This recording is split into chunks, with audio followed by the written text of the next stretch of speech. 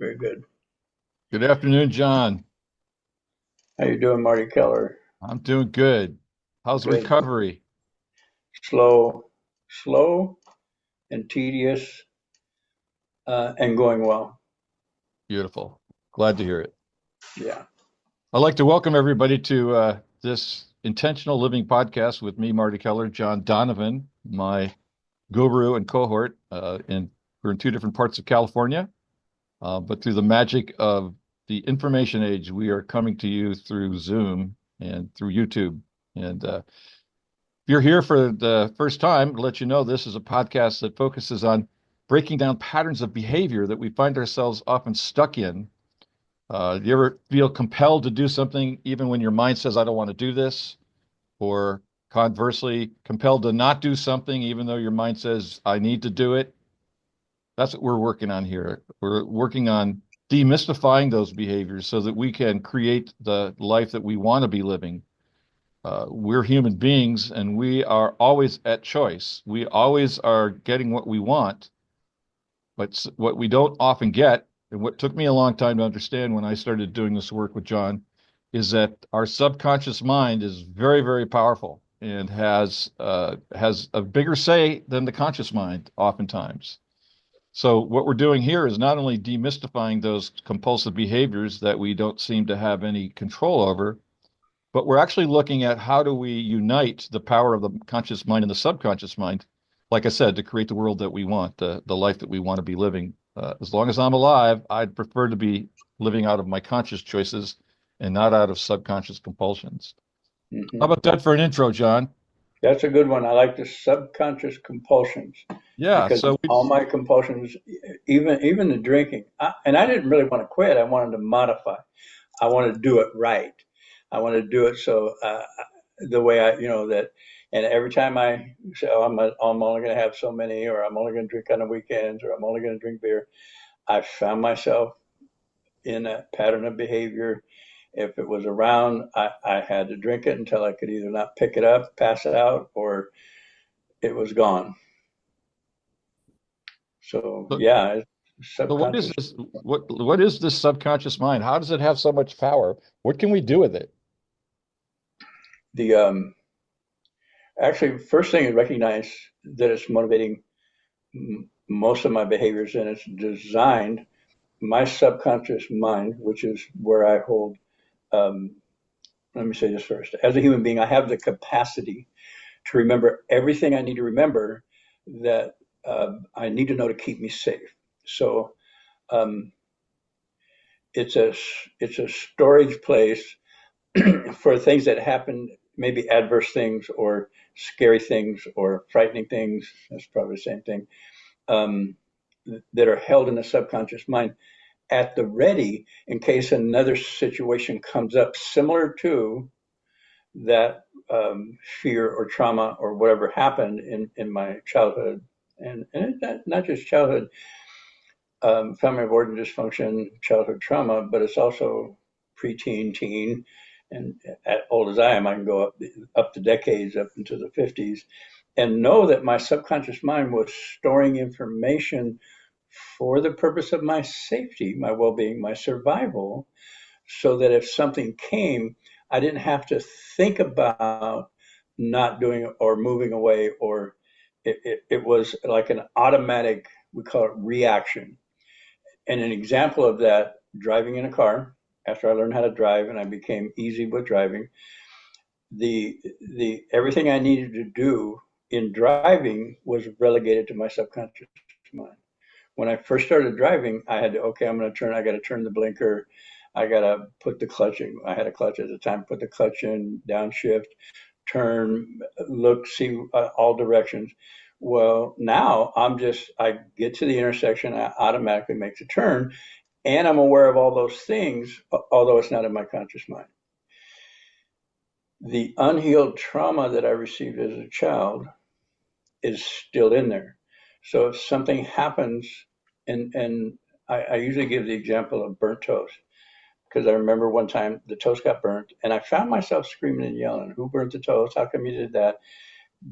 and it wasn't in alignment with the event. Burnt toast, take it out, throw it away, put another one in, watch it, set the setting, whatever you got to do. But I would start screaming and yelling, or I'd get this feeling inside me like, how dare you? And I had no idea what it was about.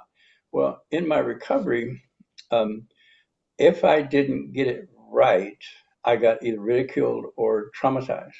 Like, how could you do something so stupid? So that was in my subconscious, and it became active as soon as I smelt, because I didn't see, I smelt the burnt toast. It's like, oh, how could you be so stupid? How could you do that? How could you not pay attention? Which are all the messages from my childhood, whether it was my parents giving it to me or I was self-critical, and that it just popped up and became um, uh, it didn't become it motivated behavior that wasn't in alignment with the issue. Now, when I was a kid and something happened at the dinner table, somebody spilled something or a plate fell on the floor, uh, the reaction from my mom, dad, whoever was there, was dire because we didn't have a lot of money, so don't waste food. Well, that don't waste food and whatever happened when I spilled something or said something or became embedded in my subconscious. So that if that happened again, I would be able to survive that again. I survived that by shutting down. I survived that as a child is fight, flight, freeze, please. Those are the survival reactions or go-to places. In my childhood, I usually went to freeze because I had no recourse. I couldn't like tell my parents to F off. I couldn't like stand up and say, that's not fair. You guys are being silly right now. This is not realistic because I didn't have the wherewithal. So I stuffed that. So I'm in my, say, 45th year, toast is burnt, and I'm in this reactive mode. And you cannot explain that in real time. There's no explanation in real time for the response that was so out of alignment with the event. It was like a 2. I went to 6, 7, 8. That came from my subconscious, and I'm not saying this is a bad thing. It's a troublesome thing when I have unresolved trauma stuck in there.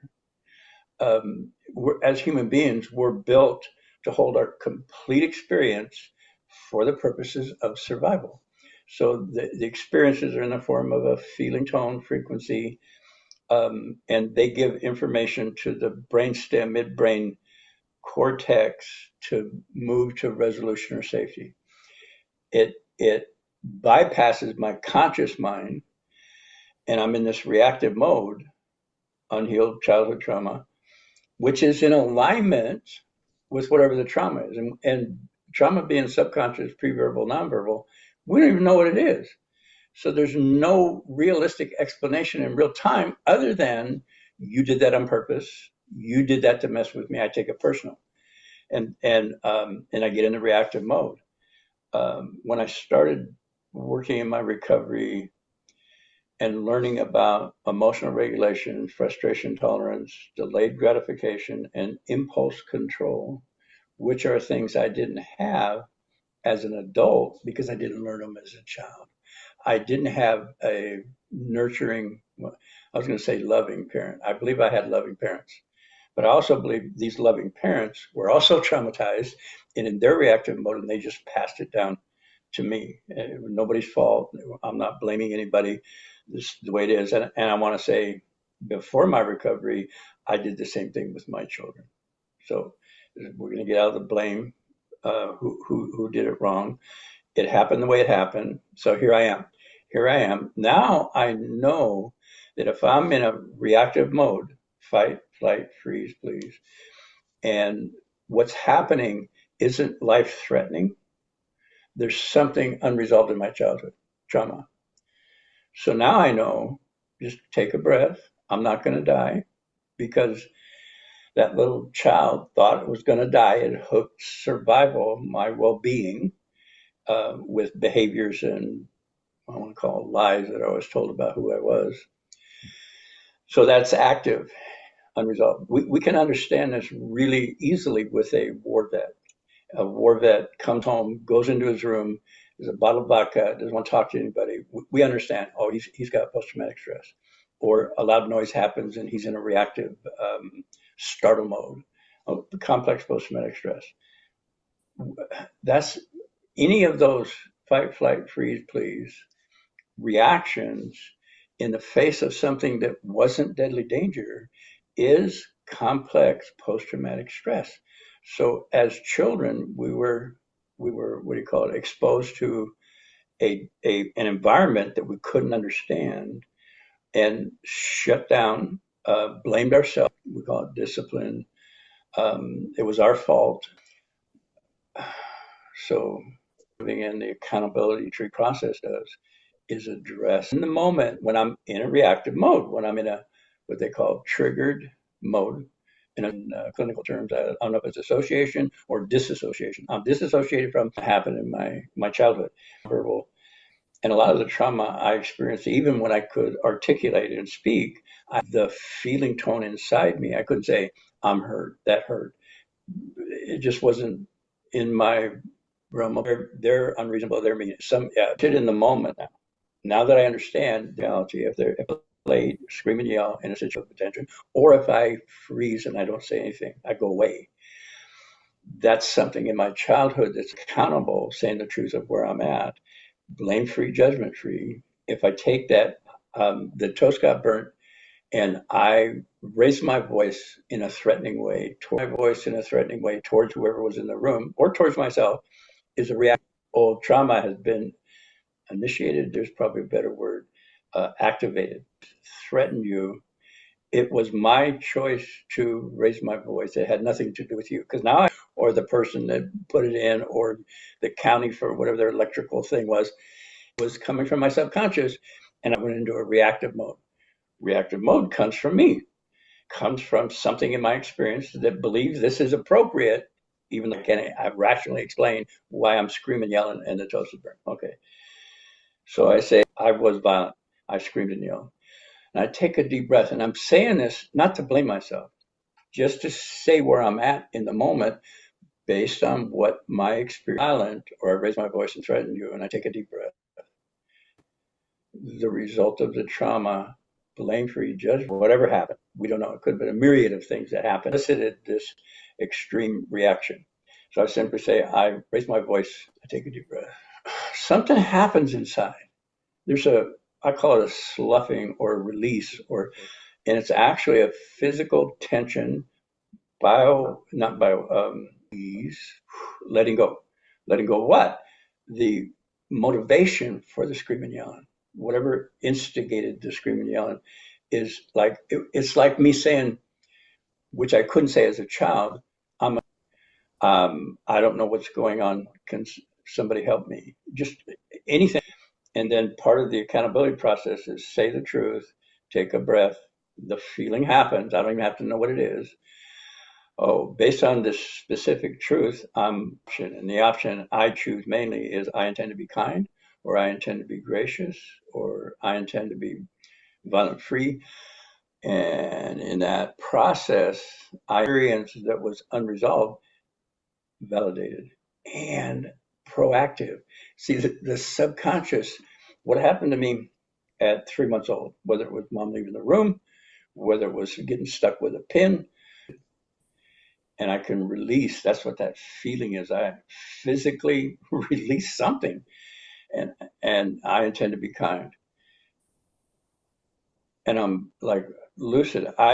What we're doing in this process is reframing that subconscious trauma. If I could put it in the military terms, to address post-traumatic stress with a military guy, he now understands that he's in a place that's safe. So loud noise isn't a life-threatening thing. Loud noise is loud noise. Look at where's it comes from. There's an orientation process that we do to discover what's going on. That's hijacked by the bomb. Marines say, whatever is happening to you physically, you're scared or this is frightening, put it aside and complete your task. That is vital information to a Marine in a battlefield situation. He needs to know how to put this aside, this fear aside, and complete his task, because it is life threatening. So he does that. And we've just discovered after Vietnam what to call it. Shell shock, I think World War One. I don't know what they said in World War Two. Post-traumatic stress. Oh, oh my God. So these reactions for a military guy is I was scared. That was frightening. I put my life on the line. Nice deep breath. I intend to know that I am safe now. I intend to know that I'm in an environment that is not combat zone environment. The Norsemen had a ritual of all the warriors coming back from war. The women would line the path into the village. And as the military guys marched through, all the women would bare their breasts. So they know that they're from where they were to where they're going is safety and nurturing. And the myth goes they would throw these warriors into a vat of ice water and it would steam off. That's the energy of the soldier. We need the energy of the soldier. It's not that the soldier's bad. Only you take a bunch of people that want to be soldiers and you put them in the village, it's going to disrupt the village. So they threw them in the water, it flashed off. And they kept doing that until they threw them in the vat of water and it didn't flash off or they cooled down. Then they were allowed to come back into the village. This is not something that is, I want to say, ritualistic with our soldiers. They're expected, and I'm going to give you my own example. When I came back from Vietnam, I was expected to act right. I was expected to, okay, thank you. Okay, go get a job, go do this, be in a relationship. And it's like no recognition of the difference between Vietnam war zone and in my family of origin home, safety. So a lot of vets are, well, how many vets are committing suicide? A lot, a lot. How many vets and military people are on the streets? A lot. How many cases of domestic violence and family disruption happen with vets who have not resolved their complex, I don't want to say complex, post-traumatic stress. Okay. In adult children, if you're raised in a dysfunctional household, that means you experience trauma with no way to release or understand that you experienced trauma. And childhood trauma will manifest in certain characteristics if it's unresolved, like seeing a criticism as a threat, seeing authority figure, being angry with authority figures, putting somebody else's well-being in front of your own. That's that codependency thing. Addicted to excitement or addicted to what I'm going to say, laundry list trait. He had addicted to fear, but he didn't think people would buy that. So he put in addicted to excitement. Excitement and fear are the same frequency. People who have the proclivity to do it, like will pay somebody to hook a rubber band on them and jump off a cliff just so they could get that adrenaline rush. Addicted to excitement was toast is burnt, let's make a big deal out of it. It's like drama. We got to fix this right now, instead of moving to some proactive thing in a reasonable way, like saying maybe the setting was too high, whatever it might be, or the toaster's faulty. Now, if the toaster is burnt, that does first place I go. I'll check the setting, and then I'll say, well, maybe why don't we just go out to breakfast instead of trying to do this? I'm proactive, where before I was reactive in that raising my voice. So I want to say one more thing, and then we'll get into it. I have 36 years of accountability or putting it together in some form, being accountable for my behavior, specifically focused. I want to say right now in this moment, I am manifesting from my subconscious. I don't have to think about how to talk to you. I don't have to think about when my daughter makes a request of how to respond. I simply respond mainly in kindness, attention, affection, where before it was like, what do you mean? What are you asking me that for? I'm lucid because I addressed in those accountability statements, I'm violent, I mean,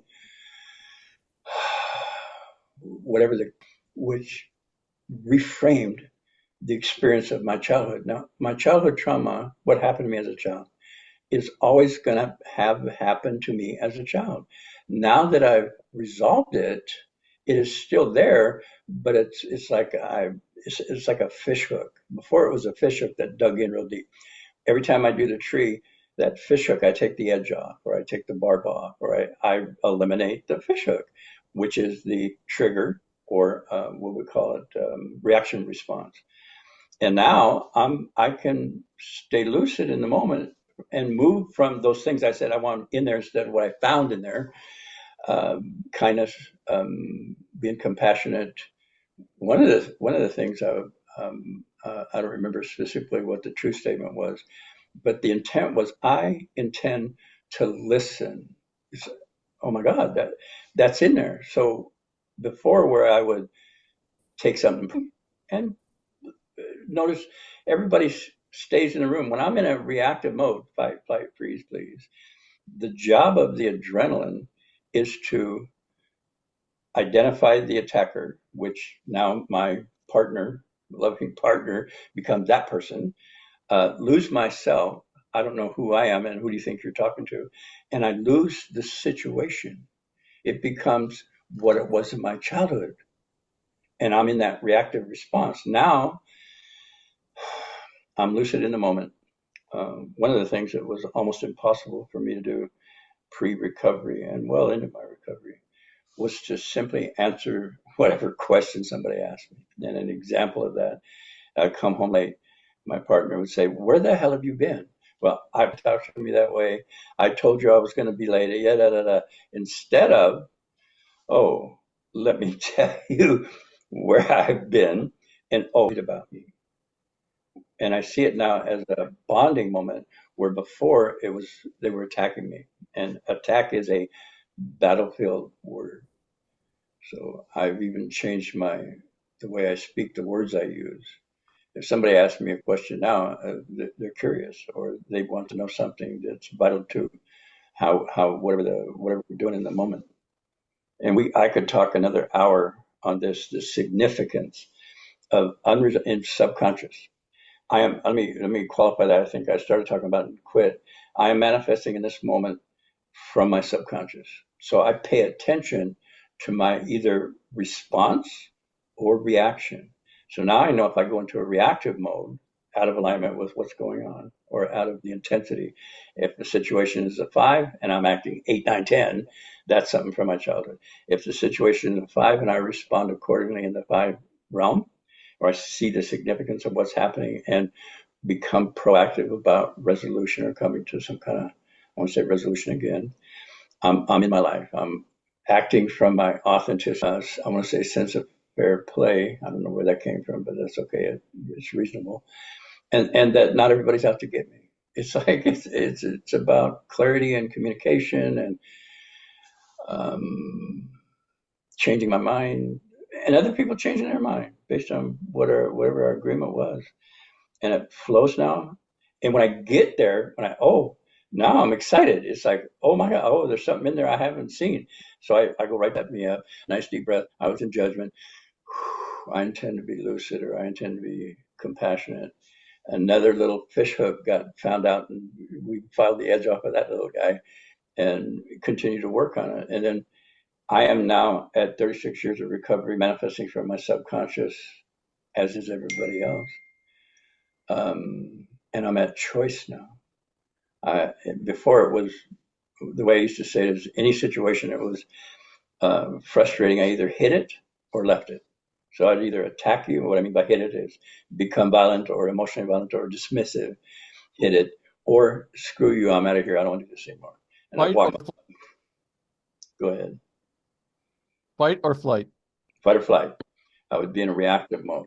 Reactive mode is clear. I can see it when it's happening.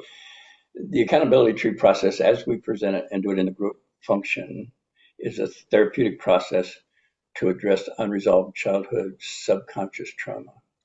The therapeutic practice is nice deep breath, feel that, notice that, truth, blame free, judgment free. I intend to be kind.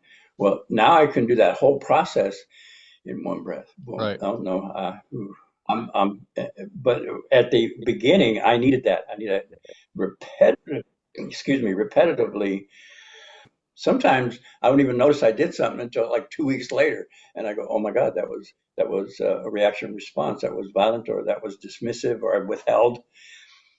Now I can do it in a breath, and I go, "Oh yeah, there's something in there. I intend to be kind." Boom. That was a You've lot. covered a lot of ground, and we've out of time. And I've made some notes here. So in our next podcast, I'm going to ask some questions and see if I can't get some clarity and maybe help others get the clarity as well. Uh-huh. So This is a, appreciate this this, is where it's our this is it's our first look. this is a significant event for me. Me being able to talk fluidly for a long period of time. I mean, pre-recovery, if you got oh, now I'm like in this flow. I just wanted to note that. I say amen.